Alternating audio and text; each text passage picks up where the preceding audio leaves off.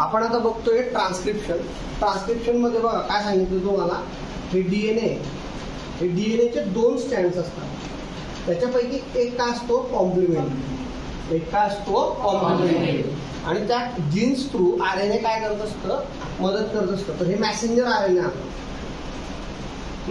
मग आपण लक्षात घेऊयात सर्वात महत्वाचं ए फॉर ॲडेनाइन, नंतर टी फॉर थायमाइन कडे थोडं लक्ष असू, सी फॉर सायटोसाइन आणि जी फॉर ग्वानाइन.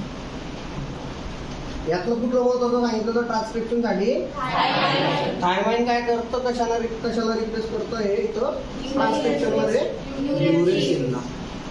ओके, मग आपण हे सर्व बघणार आहोत. बघा आता इथं त्या फिगर मध्ये आपण जर झूम इन केलं आणि बघितलं तर बघा इथं 80 देन UA. तर हे जे टी होतं हे कशाला रिप्लेस झालं, U becomes T becomes U, that is thymine becomes uracil. हे बघा जीसी मध्ये डिस्टर्बन्स येत नाही. परत 80 आणि इथं परत यू आले, कळतंय. तर हे आरएनए न्यूक्लियोटाइड्स आहे.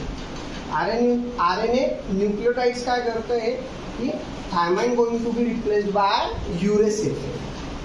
आणि हे आरएनए पॉलिमर दिलेले तुम्हाला. आणि ह्या पूर्ण प्रोसेसला आपण काय आणतो, ट्रान्सक्रिप्शन. काय आणतो आपण, ट्रान्सक्रिप्शन. शॉर्ट मध्ये when the thymine is going to be converted by uracil, then it's known as transcription.